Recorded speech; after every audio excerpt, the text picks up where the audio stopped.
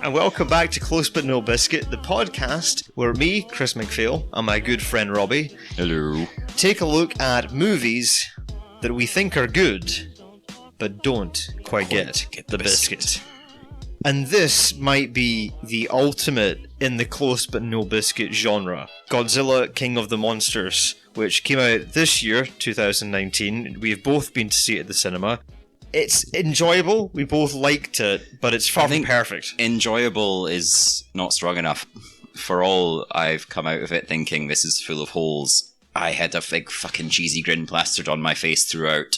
There is so much good stuff in this film. Okay, let's get right into it. Godzilla, King of the Monsters is a 2019 American monster movie directed by Michael Dougherty.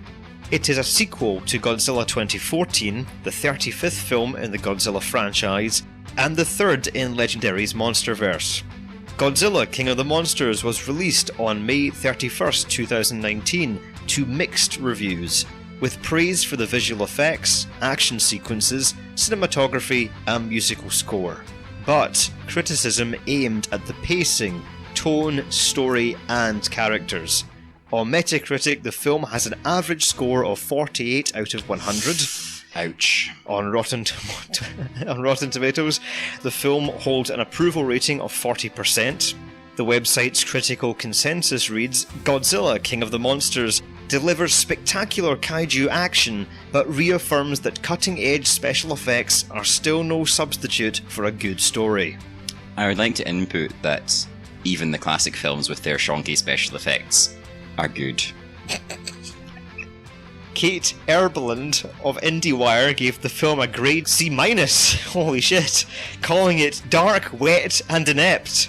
Benjamin Lee of The Guardian gave the film 2 out of 5 stars, writing that it has rare moments of visual splendour, but they can't disguise a laughable script and a ramshackle narrative.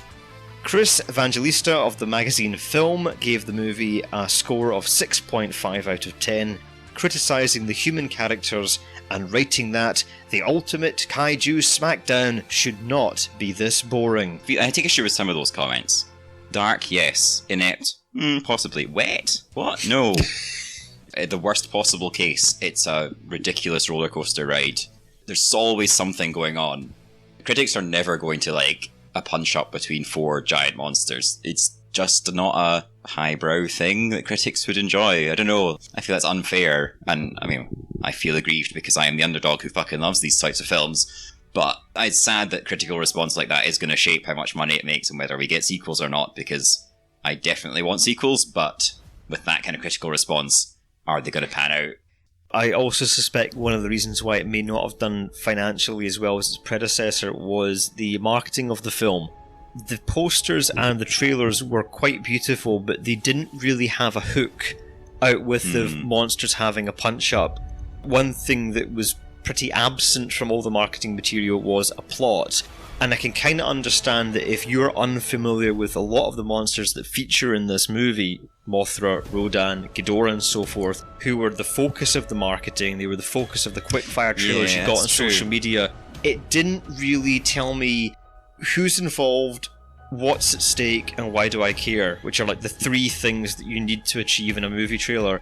So a lot of my criticism of the film, I'm going to be very light on the writer-director. I don't put a lot of the blame on that. It's not flawless, but I think that certainly compared to Godzilla's 2014's marketing, which very articulately conveyed the tone and narrative of the movie, it gave you a hook. I felt that that was absent, and I could understand that unless you were a fan of the genre, you would likely just be rather confused by all of it, and I don't know if it would have put your butt in a seat going by those trailers. They were great music videos, they were very, very pretty, but this seems to be a bit of a problem with Hollywood at the moment, where a lot of trailers are just music videos now, whereas when you're dealing with a niche genre like this, to me, you have to translate that to the mainstream audience, and the way you do that is by laying down plot hooks in your trailer. So I have to confess at this point, I knew I wanted to see this ages ago, so I did not watch any of the marketing materials because I did not want spoilers.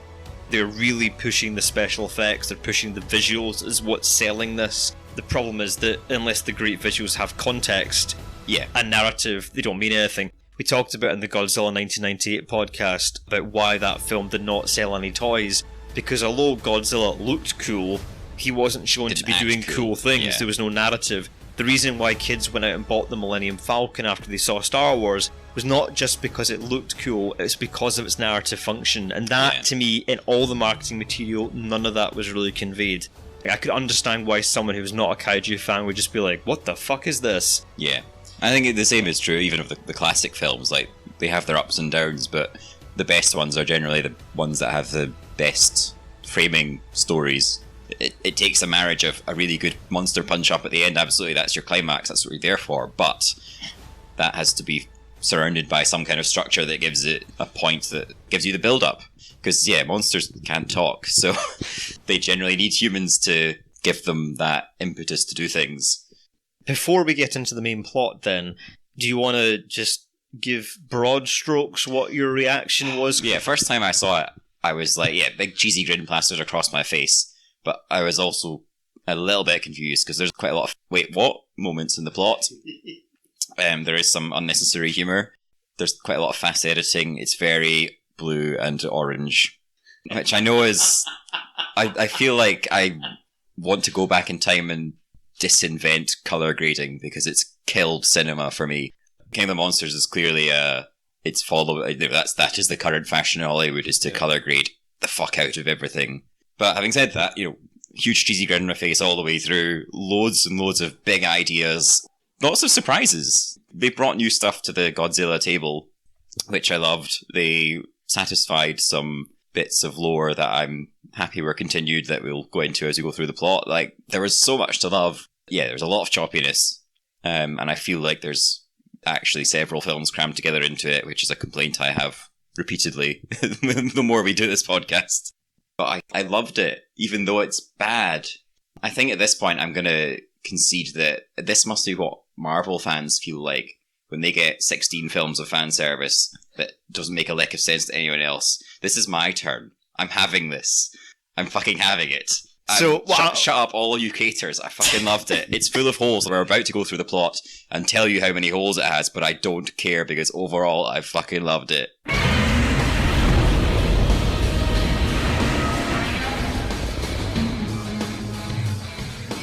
The film opens with a brief flashback to the climactic battle of Godzilla 2014. We are then introduced to Dr. Emma Russell.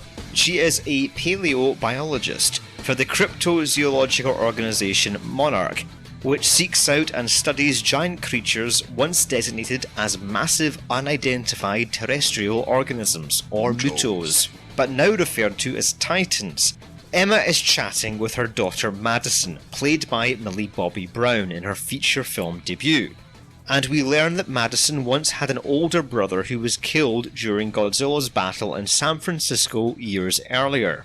We are also made aware that Madison's father has walked out on both her and her mother for reasons unexplained. I do love the bit where Madison is communicating with her father via email, or is about to, and then Mummy walks in and she's like, well, I can't show her that I'm communicating with my estranged father. And she's like, I'm a bit worried about Mum. We'll come back to that. Both Emma and Madison are stationed at a Monarch outpost, where they later witness the birth of a larva dubbed Mosura. Yeah.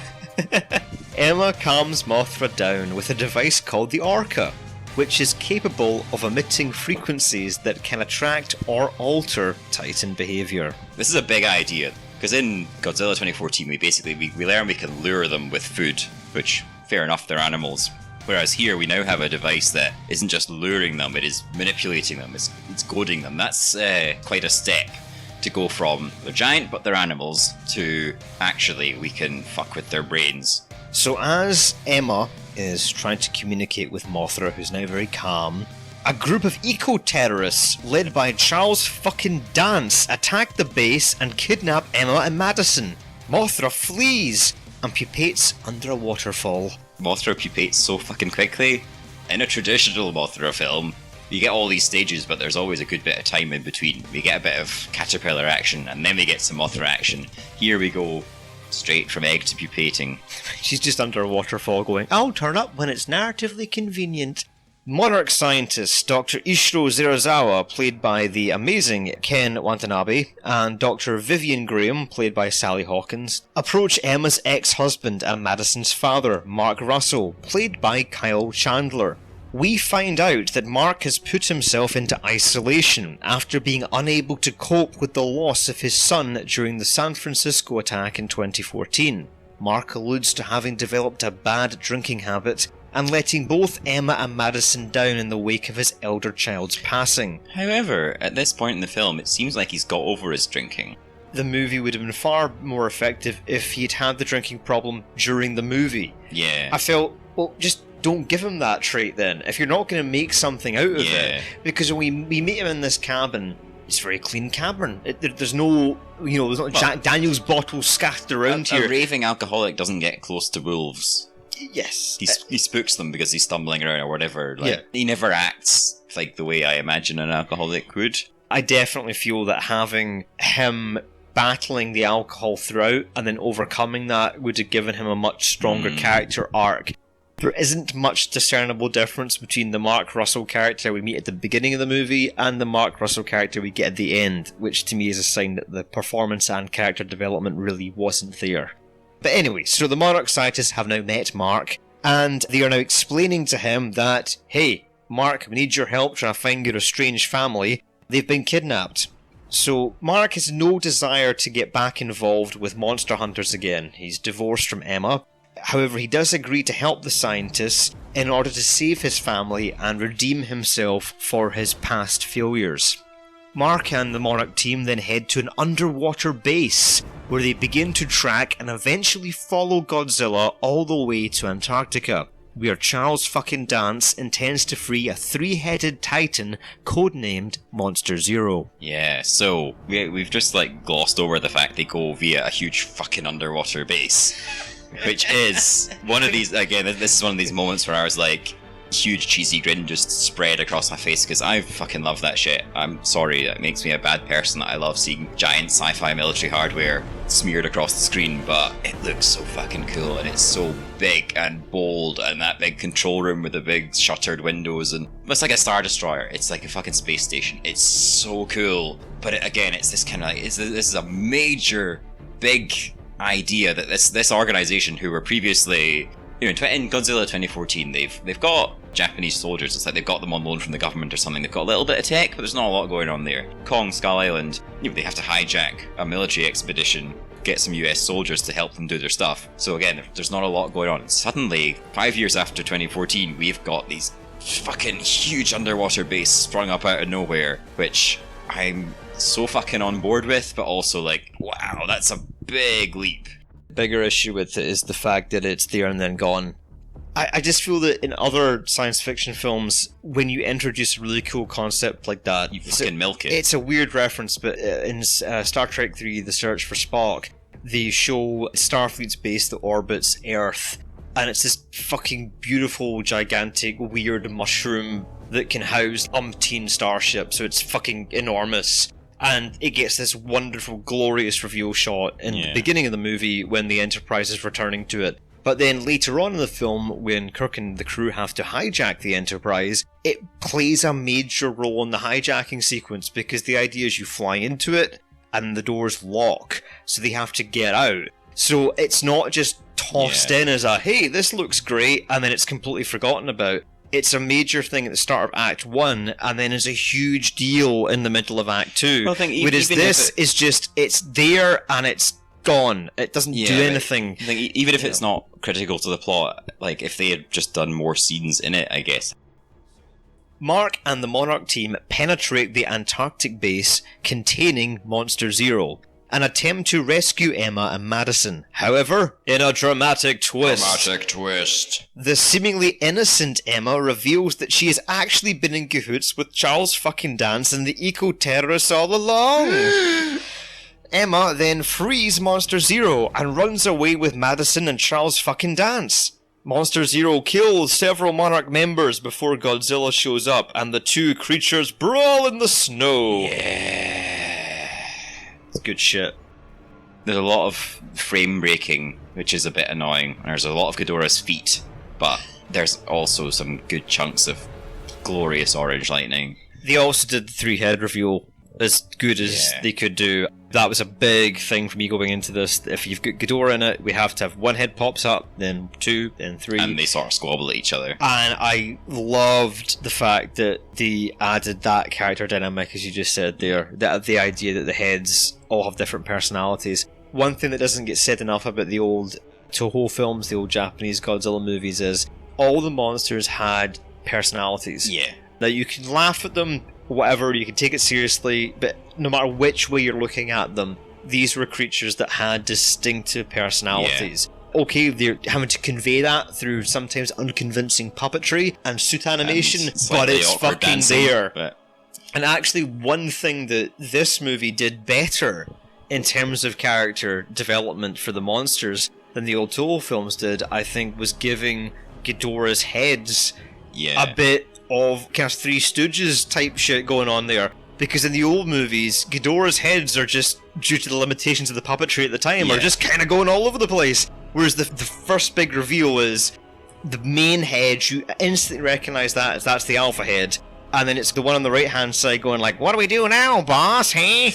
And then the other one, I think it's on the left, is kind of deployed throughout the movie as the fighter. Like, if you watch the film, he's the one who's always going in for the big, heavy strikes. And it's almost like the main head's giving him the orders, going, watch out for that, take that person out. And I loved that. I thought it was a really, really good addition to the pre-existing lore. It's almost obvious if a thing has multiple heads, they should... act as independent creatures. And they definitely did that, and it was delicious. Monster Zero gets the upper claw on Godzilla in this fight. This is critically important because Ghidorah is the biggest fucking badass. And in a straight one-on-one fight, he's better than Godzilla. He's bigger and he's badder. It's so good that they did that they let Godzilla lose but not die. To me, this is classic pro wrestling booking, where a really great way to instigate a rivalry. In this sense, if you look at it as Ghidorah being the undefeated world heavyweight champion, Godzilla is the plucky up-and-comer in this context. And he does lose, but he holds his own. And therefore, in the fans' eyes, they're thinking, under different circumstances, or in a rematch, it's really simple storytelling, but it's really, really effective. And again, to have the courage as well to show Godzilla getting knocked down, you know, and not just go, but he has to look amazing all the time, to understand that, no, actually, the hero has to be in peril. We have to have sympathy. So when you're doing it wrong is when you're just trying to look strong all the time. No, actually, the heroes should be often getting the shit kicked out of them by the villain, so they have something to overcome later on. So in terms of an Act 1 story point, this is on the money and a really good choice by the writers and the director. Mark and the Monarch team barely escape this encounter, regrouping in their giant and extremely sexy military plane. I don't know if this is an extension of the high concept of the underwater base, but this fucking big stealth plane just fucking... I know, I feel like I'm a bad person for loving it, but I fucking love it. Yep, I do too. Even the bit where it hovers with no explanation later on. Don't care. It's amazing. Emma soon contacts the team from the eco-terrorist base and argues that the Titans must be awakened in order to heal the planet from the damage that humans have caused. She says that her actions are justified because of the death of her son, which doesn't make any sense, and nobody is convinced by this utterly batshit plan. Even somebody who's a bit unhinged and grief-stricken or whatever, I can't see that being a logical or emotional chain of reasoning in any way. Like, if your kid was killed by monster attacks, therefore you want to eradicate all the monsters, you don't want to set them free. This is where I feel like there's maybe two films have been merged together here. We've not mentioned it because it's so throwaway, but in the beginning of the film, there's the scene where Dr. Serizawa is in the Senate hearing in the US, and the US are like, where are all these monsters? We should kill them all. And he's like, no, we should coexist. I feel like Mark's character, or Emma's character, one of those characters were, motivated by the death of their child, should have been like on the side of the US government saying, bring out the Oxen Destroyer, kill them all, like, eradicate monsters, we cannot exist with these things, they will destroy us all, without even thinking about it. Oh man, it would have been fantastic. I think it's started off in a writer's room somewhere as a great idea, and it's got lost in the shuffle. So, Charles fucking Dance and Emma give zero fucks about the critics and continue their wacky scheme by awakening another Titan named Rodan, who lives in a volcano in Mexico. Said volcano subsequently erupts, and Rodan pops out, causing hurricane-level winds with his wings. This decimates the well-populated area. To make matters worse, Monster Zero is also inbound, and he either wants to kill, eat, or hump Rodan. No matter what, this is bad news for locals on the ground. I quite like the line where he's about to say a feed, a fight, or a fuck, but then he holds back because it's a family film, and he's like, something more intimate. I think that's one of the bits of humour that actually does land quite well for me. Monarch, in their sexy military plane, attempt to save the day by luring the deadly Rodan into fighting the approaching Monster Zero out at sea. I feel like we're bad people for saying sexy about military hardware, but honestly, this is the horrible pain of being a straight white male in the universe. I know it's bad to like military hardware, but I kinda do. Rodan pulls so many good moves in this. He does his like thunderclap with his wings that pushes him up 100,000 meters in the air in one massive blast. He rips the roofs off houses. He does a fucking barrel roll. Do a barrel roll! And grabs things with his claws. There's so much, well, expressiveness as well in his face. Is that those, beady eyes looking out going like, Rodan gets his moment. Rodan is the best realised update of any of the licensed Toho monsters. And one of the reasons why I consider that to be the case is he gets brilliant character moments. The stuff you said there about him having expressions, his design and how he moves, how he looks, his character all through this, he had moments. And I want to stress that in the older films, these monsters, as wacky as they were characters. Yeah. And they weren't just roar, roar, hit you. They expressed things, and the fact that Rodan looks a bit pleased with all the destruction he's causing. The fact he's just like, wee-hee, I'm barrel rolling and fucking your shit up, and he's having a great time. Yeah. And then Ghidorah turns up and he's all like, uh-oh! Splat. Yeah. And this is the kind of shit that if you're doing kaiju films right, these character beats for the monsters have to be in there. Yeah, definitely. Rodan and Monster Zero lock up, but Rodan is swiftly sent packing by his adversary, only for Godzilla to blindside Monster Zero out of nowhere and sever one of his heads. Godzilla and Zero continue to battle, and during their epic oceanic fight, the amazing David Strathairn, who played Admiral Stenz in Godzilla 2014, turns up to announce that the Navy has a new prototype weapon called the Oxygen Destroyer. Yeah, okay, so this is another high concept sort of dropped on us in record time. We've gone from the US government going, maybe we should kill these things, to, we have the ultimate weapon. And it's on its way. It's coming right now. Which is a bit fast. The Admiral fires the Oxygen Destroyer at both Godzilla and Monster Zero. Godzilla is seemingly killed, but Monster Zero survives, regrowing its lost head and awakening all the dormant titans around the world with an epic roar. Zero is then joined by a spinelessly heelish Rodan, who submits to his rule. Things are bad, and after seeing how much her maw has royally fucked all of this up, young Madison disowns her. Let's speak about Ghidorah's regeneration of his head. We've attributed a lot of interesting traits to these creatures so far. So we've said they feed on radiation, which is interesting enough. Plants feed on sunlight. Why couldn't creatures feed on radiation? They're big. That's also cool. We like big things. Suddenly, we've got one that can not just regrow bits, but regrow bits, huge bits, in seconds. Like literally a 30-second scene of it going, oh, new head's there. A toe maybe, but I mean a fucking full functioning head with a personality to just go like, you lob that thing off and there it's back. Yeah, I think that's... I'm really surprised that nobody in the writer's room went, that's a bit shit. And it's one of the few things in the movie where I think you can out and out point at it and go, yeah, that's bad. I feel like losing a head is a That's a winning fight type element. That's when, Godzilla's got Ghidorah in the ropes when he takes the head off. To deploy it like this again so quickly, and then to undo it as quickly. Yeah, wow. One of several minor changes I'd have made in a redraft would be decapitate the head in the first fight, not the second.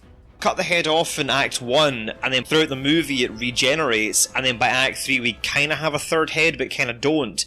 Illustrated the fact that the third battle is going to be a real uphill struggle because this thing can regenerate. Yeah. Whereas this feels cartoonishly it's a bit too on the nose. It regenerates like that. Yeah, it's a bit too much again. It's a very high concept. It's too quick.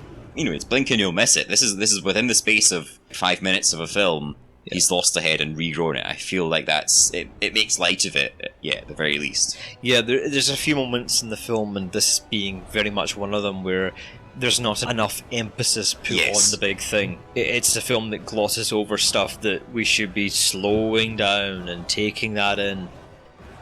Later, through mythological texts, Dr. Eileen Shen discovers that Monster Zero is Ghidorah, an ancient alien seeking to terraform the Earth. Yes! I think that this was in the same way that going into 2014 I was like, they're not going to use the heat breath. America's too cool to have atomic breath. And then they fucking did it. And I was like, yeah. When they finally conceded that Ghidorah was an alien, I was like, yes. Because I think that's one of the defining cool factors about him, is that this isn't just a giant monster. This is a giant monster whose life cycle includes cruising through space and fucking up planets. Yeah. The use of the oxygen destroyer, in terms of fan service, but functional fan service here, I think is excellent. Yeah. Because they utilise the oxygen destroyer to go, whoa, what creature could possibly survive in an oxygenless environment? And then... Of course, Dr. he's Chen not from around here. Like, well, wait a minute, here's my evidence. Yeah. And also it's narratively important because the fact that Ghidorah is not from around here plays heavily into the eco-terrorist storyline. Because he's not part of the established ecology, so it's a fantastic... All of this stuff was fucking excellent, actually. It might be my favourite scene in the movie, just because it tied a lot of utterly ridiculous shit together in a very credible way. But again, it is a big idea.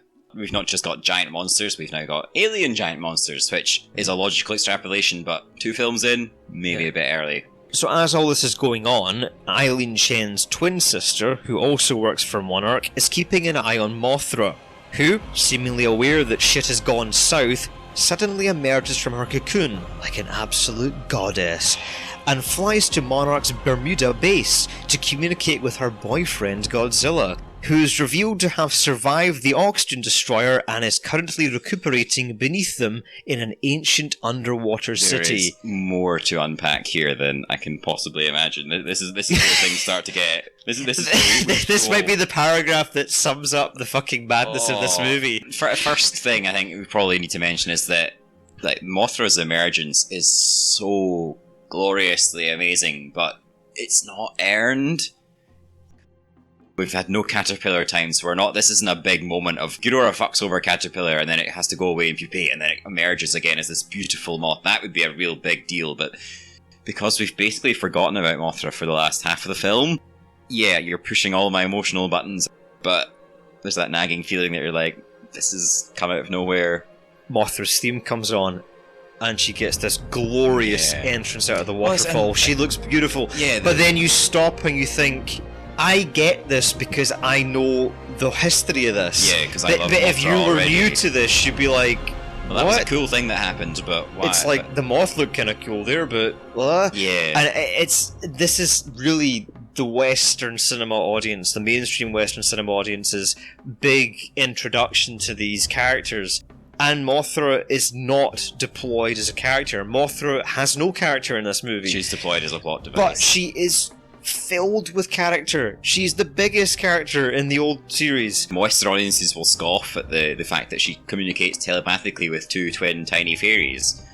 But it's like, this is a way for the monsters to literally speak to people. Like, Mothra is the conduit through which humans can actually say, monsters, please help us. Which makes you think that a plot device involving an orca, something that you can use to communicate with titans, an obvious way to tie all this together would have been to have the twins creating, developing, and using that. Yeah. And therefore, rather than saying it's magic, you go, it's pseudoscience. And hey, you've got a 21st century answer to all that. That's for the writer's room later. It is, but I mean, there's a lot of missed opportunities with Mothra. This is not a gentle introduction to the lore. This is just, there's a giant butterfly, isn't it cool? And I'm going like, oh, but she's more than that, and you haven't articulated that.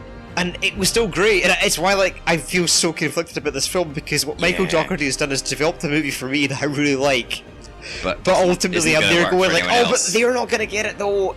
You had to have someone in the room going, yeah, but Joe down the street's not going to know what the fucking moth is.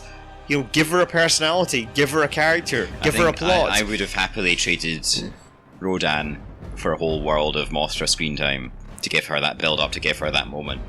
You either give us more Mothra or no Mothra. But this kind of like, she's in it just for the sake of being in it, and she very much is. That's not great. But we need to talk about the underwater city, and this is really connected to our whole issue. Love it. But it's an echo of the issue we just had with the underwater base. It's like the minute this movie goes underwater, it's like, here's a great thing under the sea, which we won't see again after fucking 3 minutes of screen time. Up, so we're never going to see it again. So yes, like Ancient Super Civilizations is like one of my guilty pleasures. I love it. I loved all of it, but again, it was there for a heartbeat. Yeah. I can't articulate just how much I fucking love Ancient Ruins. Because it was such a surprise. Like, you're in the film and you're like, okay, they're going on a submarine to find Godzilla. You're expecting, they're going to go down a hole, find him in a cave. But we found him in not just an ancient city, but a giant ancient city. Definitely built by human beings, because it's full of human imagery and monster imagery.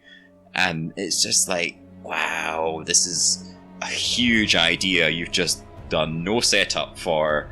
And I fucking love it, but also you've done no setup for that. And you've done no tear down for that. You've just blown it up and walked away, and you're like... So, from a kind of budgetary standpoint, you're thinking, if this thing has no narrative worth or weight, can we not just put him in a cave and blow it up?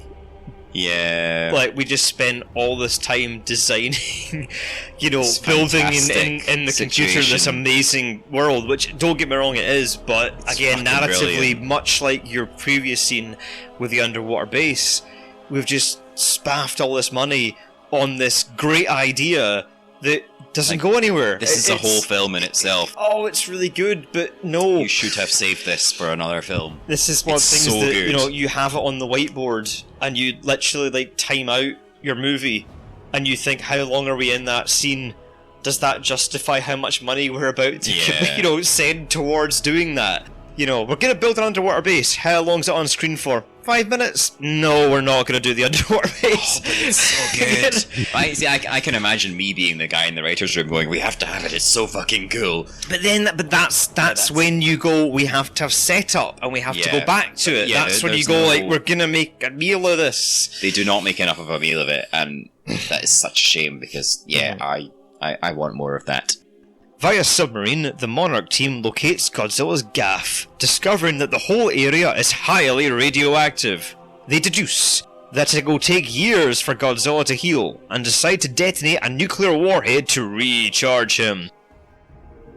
Again, it's fundamentally goofy, but it's fucking brilliant, because Ken Watanabe he plays it so straight. Due to the team being unable to remotely launch a nuclear torpedo from the submarine, Dr. Zerazawa dons the diving suit, heads into Godzilla's house, and sacrifices himself by manually detonating the weapon right in Godzilla's fucking face, which revives the Big G and increases his power, leading to a roided up Godzilla that's ready to kick the living piss out of Ghidorah. The bit where he's looking at Godzilla, Jesus Christ, he sells it so fucking well. Like, behind the eyes, you feel it. The whole lead up to that scene, everything in it is just 5 fucking stars, just outstanding. Definitely. Meanwhile, in Boston... Doofus Emma finally clocks that the destruction Ghidorah and the other titans will bring to the Earth is far worse than what humans could inflict, and begs Charles fucking Dance to reconsider their plan. But Charles fucking Dance ignores her pleas. Madison overhears their argument and decides to steal the Orca and clean up her ma's mess for her.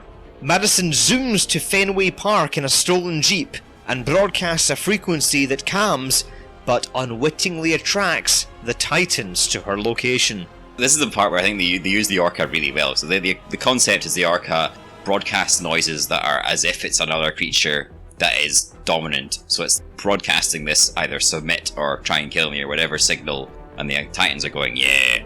A big building is broadcasting this noise, and I do love when the noise is coming out the speaker towers in the stadium and Ghidorah snaps at the speaker towers. So you're like, this creature is being fooled. We're not talking directly to the monsters, we are manipulating them, we're fooling them. And for this moment, Ghidorah's like, well, this stadium is clearly a creature and I'm about to try and munch it. And then it's like, that was a big metal tower, why is it not stop making the noises? Again, it's one of these character moments where it's this fantastic kind of like, the monsters are acting like animals. They're doing, given a certain stimulus. Here's an alpha predator arrival that's signaling at me. I'm going to try and kill it. Why is it not moving? Oh well, I'll just try and kill it anyway, because I'm Ghidorah, I fucking kill things. The Titans they're all effectively fresh to this modern world, so human civilization, robots and big vehicles and tanks and stuff are new to them. They would be a bit scary and weird. Okay, maybe Godzilla's been awake for a while, so maybe he's a bit more blasé about it, but Ghidorah's basically like, yeah, here's this thing that is, to me, sounding like a rival, so I'll kill it. And then once Millie Bob Brown unplugs the speaker and suddenly it's just being emitted by this one device in this one little room, he's suddenly like, wait a minute, it's in there, and then it starts lasering the windows. It's just like, yes, this is a fantastic piece of monster behaviour. Again, I wish there were a few more wide shots of not just snapping at the towers, but a few, genuinely like stomping around or something and just like punching the ground. Because I feel like they play with it a little bit in the Antarctica scene where they've got the Orca in the back of the helicopter and Ghidorah's looking at the helicopter going, but he's still maybe a bit woozy from waking up, so he doesn't immediately smash at it. But there's, the Orca is, it's not mind control, it's not telepathy or anything. It is, it's a sound that they respond to. So as Ghidorah is slowly putting two and two together here and has finally realised that Millie Bobby Brown does indeed have the origin point of the noise, Roid Rage Godzilla arrives, along with a whole fucking military, and engages Ghidorah in glorious battle. Rodan then appears and joins in, and the big G is forced to take on both in a handicap match. This is another fantastic bit of Ghidorah's power level, because even Roid Godzilla does not win this particular encounter. As the handicap match between Godzilla and Ghidorah and Rodan is going on, Mark leads the team to rescue Madison, who's hiding with the Orca. Mark and his team are informed that they're on the clock, as Godzilla's radiation levels are apparently increasing and will soon lead to a thermonuclear explosion. Mothra, having stopped off to lay an egg, arrives to even things up in the fight against Rodan and Ghidorah. After some back and forth, Mothra takes out Rodan by spiking Rodan through the shoulder. This is one of the little surprising elements because, Mothra never had a tail spike before. That was like bringing something new to the character. Like, she's got an extra weapon up her sleeve. Rodan's got her pinned and it looks like she's about to get savaged. And then, yeah, fucking take it, Rodan. Fucking take it, Rodan. So after Rodan retreats from said spiking, Ghidorah overpowers Godzilla and prepares to kill him, but Mothra, who is madly in love with Godzilla, sacrifices herself and transfers her energy to her boyfriend, which slowly begins to heal him. I feel like you're reading a lot of romance into this that I didn't see at all. Mothra had no character and no plot, so in my head I'm just adding shit in there for my own fucking enjoyment at this stage. Emma arrives on the scene and is eventually reunited with Mark and Madison. They decide to reactivate the Orca to lure Ghidorah away from a recovering Godzilla. Ghidorah, still determined to destroy the Orca, chases the three of them down. Just when it looks like it's curtains for the once happy family, Emma decides that she owes everybody one for being a tit earlier and sacrifices herself by making Ghidorah chase her alone with the Orca. This gives Mark and Madison time to escape. So Ghidorah nukes Mothra, and then all of Mothra's remaining glowing particles double supercharge Godzilla. So we've got Roid Godzilla on fire. Is that another high concept? I feel like that's another high concept. That not only is Godzilla able to be recharged by nukes to the face, he's able to be recharged by other monsters. You're doing a movie that seems to be grounded in pseudoscience. Yeah. That you're entering into mystical territory there. When Godzilla powers up and then hits these super nuclear ray things on him, and if you look closely at some of the wider shots, you sort of see the spirit of Mothra above Godzilla as this is happening, which again is like, oh, that's not really science. You're pulling much more from traditional Mothra lore, but we haven't earned that lore. It's not bad that you're doing it, it's just that you haven't set any of that shit up. I think it's possibly, it's not just that they haven't set it up, it's that we are very deliberately going down the pseudoscience route. Oh yeah. So it's like, to then bring mysticism into it is, it's a change of direction. I have to say that this fake out they did at the end with the last head. So the way the scene plays is that the dust settles, we kind of get what we think is going to be a victory scene, but then there's a fake out where like Godzilla has got one of the Ghidorah heads in his mouth. No, so, it's a fake out. We see a Ghidorah head rising from the ground, but he's pulsing blue instead of orange, and that's our clue that actually it's in Godzilla's mouth and Godzilla's going... I felt this really took away from the scene. Yeah. Because I felt that in this moment, you're either in two camps. You're either in the camp that really wants Ghidorah to die, or the camp that really wants Ghidorah to live. And neither camp is satisfied with this finish. Yeah. Oh, is he not dead? Oh, he is. So you kind of go like, yay! What? Oh! Yeah.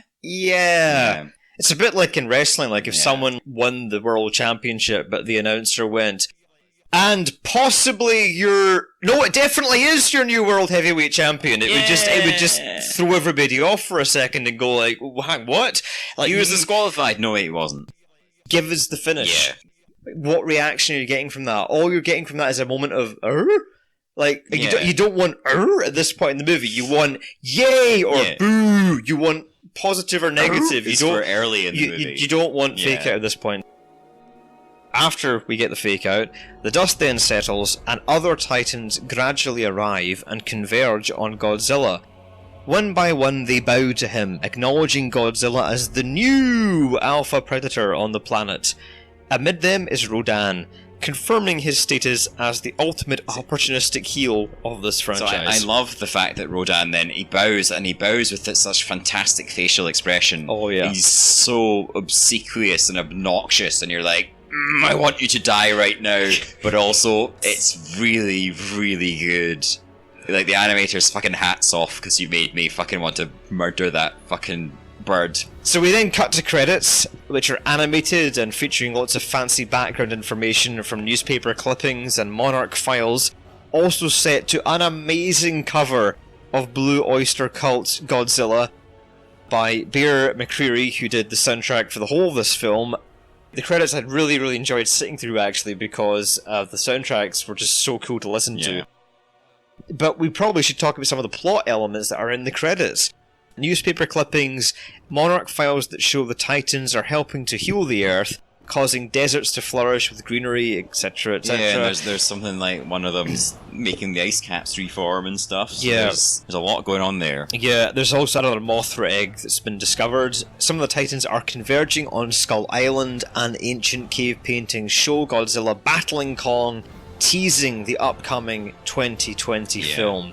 Which I thought all of that was great and really effective. I also like the way that they kept the continuity of the credits, albeit at the end of the movie this time, from Skull Island and Godzilla 2014. Yeah, the sort of conspiracy files are now declassified, so here's just Splurge.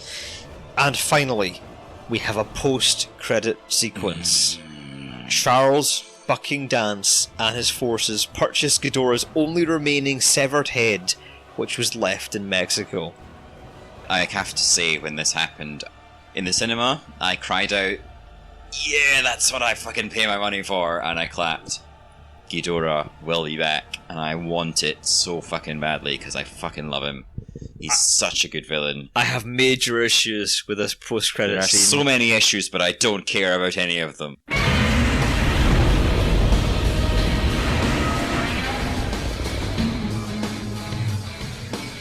closer something is held to the light of perfection, the more obvious its flaws are. But not because they are bad flaws, because you're close to perfection. I wholeheartedly agree. Because one thing I read that I actually really liked from Michael Dougherty was when he said that his movie was going to be the Aliens to Gareth Edwards' Alien, if that makes sense. So in the same way that, you know, Ridley Scott delivered this quite grounded, sort of realistic, claustrophobic horror film in his first movie, Alien, and then James Cameron came along and was like, get the guns out, let's fucking go. But I think where the separation between those two films and Godzilla 2014 and Godzilla King of the Monsters comes in is that James Cameron did a really good job of simply asking what happens next and extrapolating sensibly from that story. The story of Alien to Aliens is a very sensible next step. I think that the producers came to Michael Dougherty and didn't just ask him to step, they were like, jump, motherfucker, leap. Well, I think, and that I felt was the problem. This doesn't feel like the next step from Godzilla 2014 or Skull Island. It's too big a leap to get to here. If we go back to the original Toho run, Godzilla was in 2 films. Then Rodan had his own film. Mothra had her own film. And then we got King Kong versus Godzilla. And then we got Mothra versus Godzilla. By now we've had like 5 kaiju films from this mainline sequence. When we get to Ghidorah the Three-Headed Monster, where we have Mothra, Rodan, and Godzilla in a team-up, this is like film 6. This is quite a way into not an explicitly connected franchise necessarily. Like the monsters are connected. They have completely separate human stories, completely separate human casts, but there has been quite a bit more build-up. And I want to say that this is not here. Michael Dougherty's fault. No. This is a producer decision. It's producer-led. So my view is that the film that we actually got, the script that we got, and the direction that we got was probably the best that we could get given the circumstances. Should we then discuss Mothra? Mothra, yeah. I have a lot of feelings about Mothra. For context, when I was a young boy and first encountered Godzilla films, I only knew Mothra as a caterpillar. So my first Godzilla film was Destroy All Monsters, where she's a caterpillar. So I was like, this isn't a moth, it's a caterpillar. Not quite clocking that caterpillar, like moths have a life cycle. So it was only more recently when I've seen lots of, like, I've managed to rewatch pretty much every single Godzilla film ever made over the last couple of years, and I've got to really appreciate Mothra as the colourful one, as the bright, you know, glowing blue eyes, beautiful white and orange, fucking cuddly, fluffy, big bundle, and you're just like, yeah, I am utterly on board with Mothra. I want more Mothra. So when you're looking at the trailers for King of the Monsters, and you've got, you know, they were teasing that beautiful scene where the wings unfurl under the waterfall, there's glowing shit, and you're like, yeah, Mothra, yeah. To then watch the film, and she's not in it very much.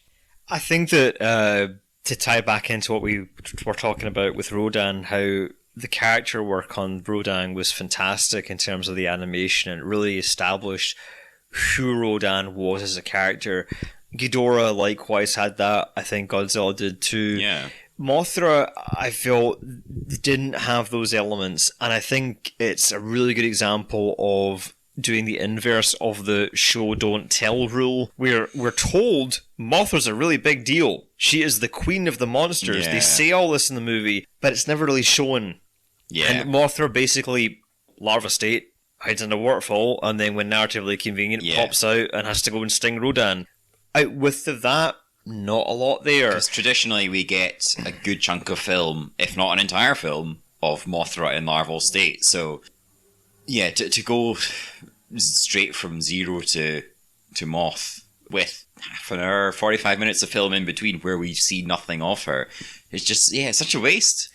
She's, I think, unquestionably the most intelligent of all the Titans. And because she certainly does act with a lot of intelligence in the film. Like, she acts with a level of awareness that she has not earned. Like, so she emerges from the waterfall in moth form. She's fully ready to go. Immediately flies to this oil rig she's never seen before, and glows above an entrance to an underground area, which she's not seen before because she's literally just become a moth after becoming a larva. She's lived in like 1 square mile of China, and suddenly she knows the humans have the answer to healing Godzilla, and she knows how to send them down there. So, I mean, if you bring back the really traditional stuff where she's basically telepathic and has a vast awareness and there's an element of reincarnation as well, like there's when Mothra dies, another one is born, there's a kind of like, is there a transference of consciousness or something? We don't have any of that here. We've got the pseudoscience angle, we've got the radiation, we've got their big animals, but they are just big animals. There's nothing special going on. And yet, she awakens, emerges, and acts with this level of intelligence that is way beyond her experience.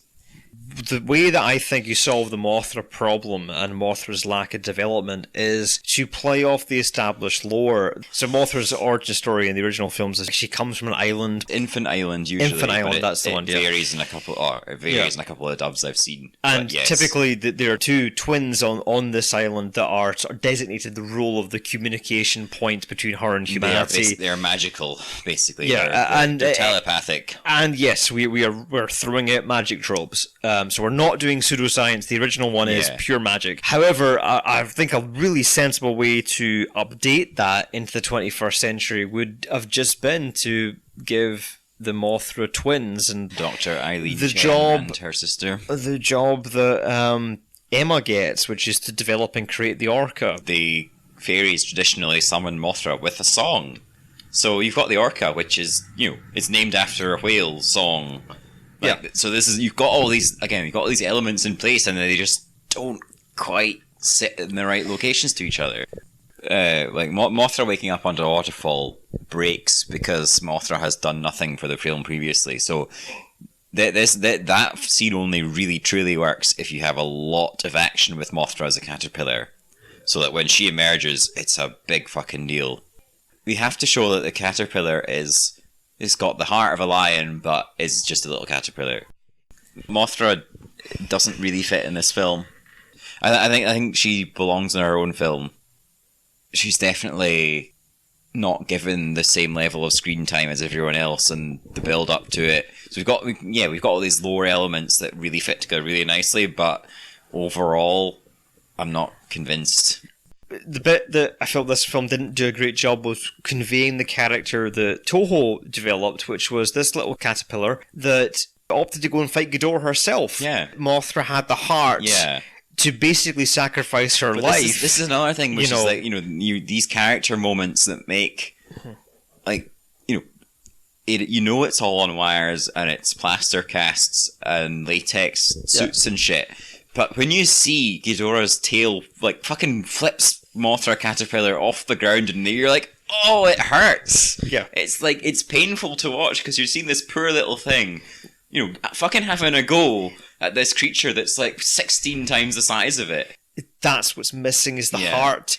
It's missing that. The heart of this character is the fact that she isn't visually the most badass or the strongest, but she's got the biggest heart. Yeah. And that's what to me was missing. So in the design, she looks now quite vicious and she's very spiky with her legs. And I kept thinking, she could have been fluffier. She could have been kinder, because bigger eyes. Basically what you're wanting is sympathy. See, the essence of the character is it's to get empathy, and it's also misdirection. It's like, here's something that you just go, oh wow, she's cute. But actually, oh fuck, she's probably the most tactically intelligent of the group. Yeah. And is ultimately the one that humans should side with the closest, because we can communicate with her, and she's out to help us. Yeah. And that's the character. And I'm like, if you can't convey the character, don't put her in the movie. Do not put her in the movie. Now, I know Michael Dougherty was told by the producers, put Mothra in the movie, so I can't blame the writers, I can't blame the direction. He was given that task. Holy shit, I've got to cram in Mothra's stuff. There's a lot of stuff with Mothra. I can't cram this into like a 2-hour film. Fuck. So I do get that, but I just feel like, Jesus, just either do it right or don't do it at all. There's enough there for a whole film. She's a compelling character, the same way Ghidorah is. We want more of that.